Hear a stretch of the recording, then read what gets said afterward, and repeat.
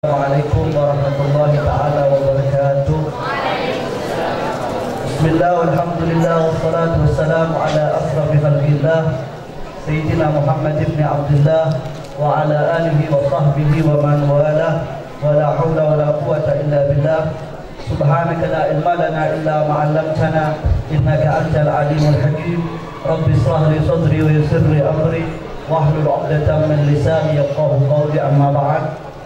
Yang sama-sama kita muliakan para habaib, para cucu-cucu Nabi sallallahu alaihi wasallam, wabil khusus Mudirul Ma'had Abuya Al-Habib Hasan bin Mustafa Al-Haddad.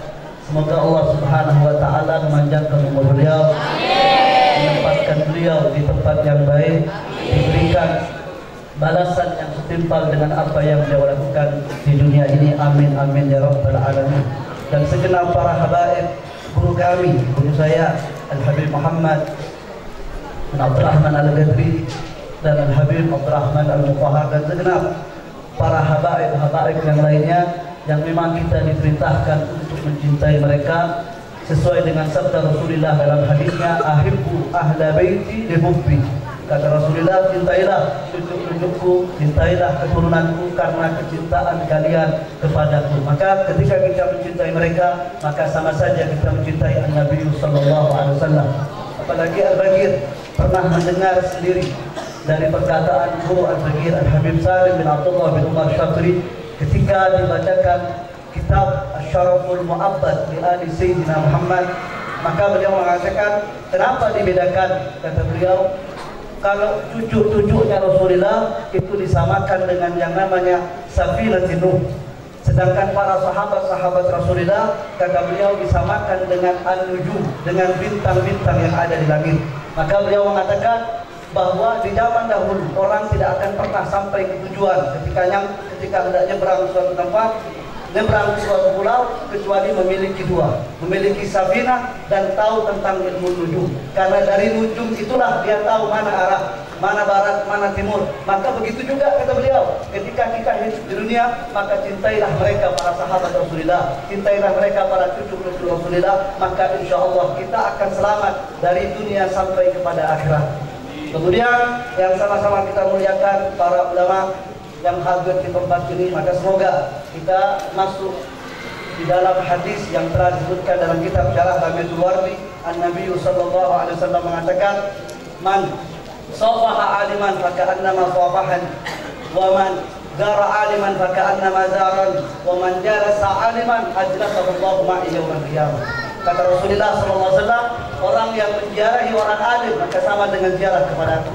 Orang yang bersalaman dengan orang alim maka sama dengan orang yang bersalaman dengan, dan orang yang mana mereka duduk bersama orang alim maka nanti akan didudukkan bersama yaumul qiyamah di dalam surga Allah Subhanahu wa taala. Maka semoga hadirin kita semua dimasukkan dalam golongan orang-orang yang berkumpul bersama mereka di dunia wal akhirah. Amin amin ya rabbal alamin.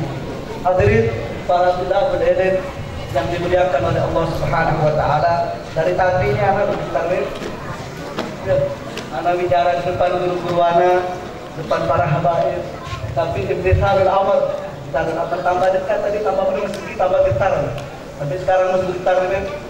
Maka imtithalul amr, arti perintah daripada guru Al-Bagir, maka sedikit apa yang Al-Bagir dengarkan dari guru-guru Al-Bagir, baik yang ada di Bangil atau yang lainnya. Maka ketika kita ulang, maka Al-Bagir selalu ingat 3 pesan-pesan mereka itu.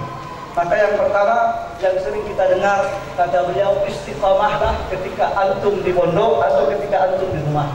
Maka sebagaimana kita di pondok selalu membaca al-awrad, wirid-wirid, walaupun kurang khusyuk misalnya, kurang bercanda, maka usahakan ketika pulang nanti kita khusyuk lagi. Apalagi Imam Al-Habib Zain Ibrahim bin Sumaid dalam kitab An-Nujumul Zahirah, beliau menukil kalam Imam Al-Haddad. Kata beliau, al-awradu la tanfa'u illa ma'al muwadhabah wa la tu'athir illa ma'al khudu' wal khusyuk, illa ma'al khudu' wal khusyuk. Kata Imam Al-Haddad, yang namanya wirid-wirid yang kita baca setiap hari, kita baca setiap malam, maka itu tidak ada faedahnya kalau tidak istiqomah. Kalau kita istiqomah dalam pondok, ketika pulang kita juga istiqomah. Karena kalau di pondok istiqomahnya, pulangnya tidak dibaca, maka la tanfa'u, kata Imam Haddad. Wa la tu'akhir, dan tidak ada pengaruhnya. tidak ada manfaatnya kecuali kita baca ma'al khusyuk wal khudu'. Apalagi jangan lupa kita tinggalkan, selalu kita baca Ratibul Imam Al-Haddad. Maka Al-Fakir dengar sendiri dalam Ainul Tarin, Al-Habib Abdullah bin Muhammad bin Syahab, beliau selalu mengatakan di dalam majlisnya, man wadaba ala qira'ati Ratibul Haddad mata ala husnil khatimah.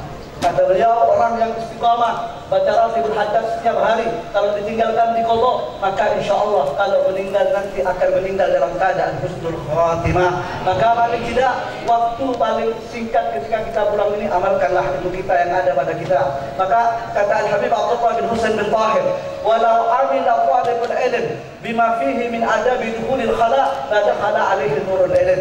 Kata Imam Abdullah bin Husain bin Tahir, kalau misalnya ada orang santri mengamalkan adab-adab ketika masuk hammam saja, ketika masuk kamar mandi saja, maka akan tampak cahaya di wajahnya, akan tampak cahaya ilmu di wajahnya. Bagaimana dengan adab-adab yang lain? Oleh karena itu Sayyiduna Imam Al-Habib Hasan bin Abdullah Al-Syatri, beliau selalu mengatakan, inna likulli sunnatin nurun yadharu ala sahibihi. Kata beliau, setiap sunnah, ibadah sunnah yang dilakukan itu ada cahaya yang tampak di wajahnya yang bisa dilihat oleh para awliya-awliya Allah Subhanahu wa taala. Kemudian yang kedua, yang sepantasnya kita lakukan ketika pulang, maka jangan lupa carilah teman-teman yang baik, kumpullah dengan teman-teman yang baik. Al-Habib Ali Baharul dalam kitab Fawaidul Mukhtar, beliau menyebutkan manusia itu ada 3 macam. Maka pilihlah yang terbaik dari 3 macam ini. Kata beliau, kita kalau pulang, kita memiliki teman, siapa teman yang layak? Maka kata beliau, teman itu ada 3. Maka teman yang pertama, jadikanlah seperti al-qut, seperti makanan pokok. Kita seperti nasi, seperti beras. Setiap hari kita makan, pasti kita butuh. Maka teman yang seperti ini itu teman yang bagaimana? Teman yang kalau kita lihat di luar, dia istiqamah dalam ibadah, istiqamah dalam melakukan syariat Allah, tidak suka datang ke tempat-tempat maksiat. Teman seperti ini, orang seperti ini, kita jadikan seperti makanan pokok kita. Sebagaimana kita tidak hidup kalau tidak ada makanan pokok, maka jadikanlah teman ini sebagai teman kita. Yang kedua, kata ulama, ada teman itu, manusia itu seperti ad-dawa'u, seperti obat. Kita obat tidak butuh setiap hari. Ketika kita butuh, kita sakit, kita minum. Maka begitu juga teman, ketika kita keluar, kita butuh sama dia dalam hajat yang penting, kita perlu. Maka kita temani dia, kita dekat sama dia, kita berbuat baik sama dia, karena ada yang kita butuhkan sama dia. Tapi bukan berarti selesai kebutuhan kita tinggalkan mereka, enggak, kita salah. Tetap hubungan silaturahmi kita tetap sama. Kemudian yang terakhir, hati-hati, jangan kumpul sama orang yang ketiga ini. Kata ulama, kadai seperti penyakit, sudah tidak pernah sholat, tidak pernah ibadah, mukhalafah syariah, maka jangan dekat-dekat seperti ini. Jangan kumpul-kumpul dengan orang yang seperti ini. Jangan duduk-duduk sama mereka yang seperti ini. Kumpullah dengan orang-orang yang baik. Makanya Al-Walid Al-Habib Salim Syadri mengatakan, majalisul khair taj'aluka minal akhyar wa in kunta minal asrar.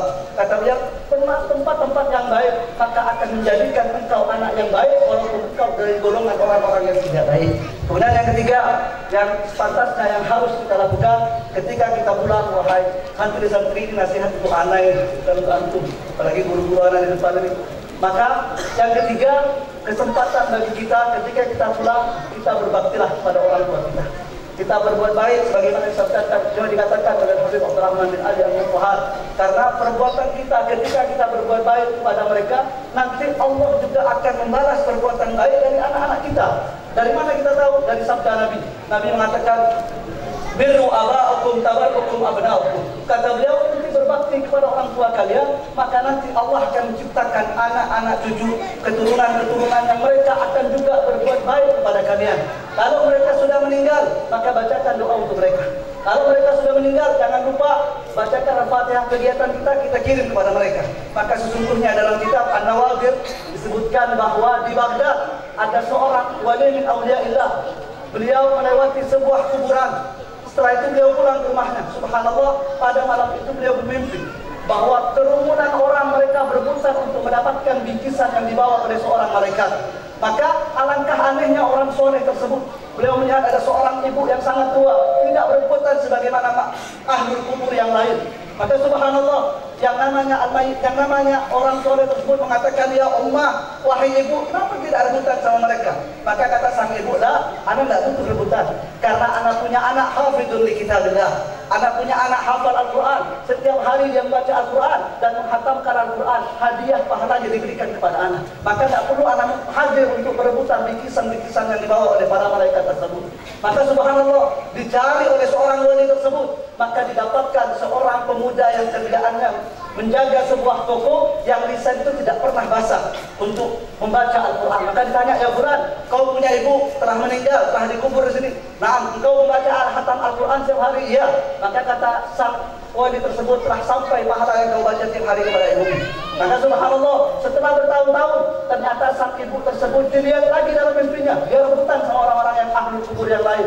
Maka subhanallah, ditanya lagi, ya Ummah, kenapa engkau rebutan? Dulu tidak rebutan. Maka kata sang ibu, al-an tufiya waladi. Hari ini, sekarang ini telah meninggal anaknya anak, sehingga tidak ada yang lagi memberikan hadiah kepada anak. Maka kita, ketika kita masih hidup, ketika orang tua kita sudah meninggal, maka jangan lupa kita berbaktilah kepada mereka dengan mendoakan mereka. Kalau kita baik, maka insya Allah Allah akan ciptakan anak-anak juga yang baik dan berbakti kepada orang tuanya. Tapi kalau mereka masih hidup, maka berbuat baiklah kepada mereka. Maka sesungguhnya apa yang kita lakukan nanti akan dibalas juga seperti itu. Makanya Nabi SAW di antara wasiat malaikat Jibril kepada Nabi SAW, sesungguhnya nasihat tersebut bukan untuk Nabi, akan tapi untuk kita. Maka di antara wasiat Jibril, ya Muhammad, i'mal ma syi'ta fa innaka majziyun bihi. Wahai Muhammad, engkau lakukan apa yang kau inginkan, maka ingat suatu saat pasti kau akan dibalas dengan apa yang kau lakukan. Pernah diceritakan oleh Sayyidil Walid Al-Habib Salim Syadzili bahwa fil Yaman, di kota Yaman sendiri, bahwa ada seseorang teman, dia mendatangi ziarah kepada temannya. Alangkah herannya dia, alangkah anehnya dia, apa yang dia lihat? Dia melihat teman yang hendak diziarahi itu menyeret abahnya dari lantai atas ke bawah. Maka subhanallah, temannya heran dan mengatakan, ya Fulan, ente melakukan sesuatu yang kurang ajar kepada bayi. Maka apa kata sang abah? Da'hu ya Fulan, biarkan dia menyeret anak dari atas sampai bawah. Kenapa? Karena dulu dia pernah melihat anak menyeret ibu anak dari ruang tamu keluar rumah. Maka Allah Subhanahu wa Ta'ala membalas kegiatan tersebut, perbuatan tersebut dari anaknya. Maka semoga apa yang bisa saya sampaikan itu datangnya dari yang benar, datangnya dari Allah Subhanahu wa Ta'ala. Dan sekali lagi Al-Bagir berbicara di sini, imtithalul amr, mentaati perintah Al-Habib Abuya Al-Habib Hasan bin Mustafa Al-Haddad. Maka cukup sekian dari Al-Bagir. Wabillahi taufiq wal hidayah. Wassalamualaikum warahmatullahi taala wabarakatuh.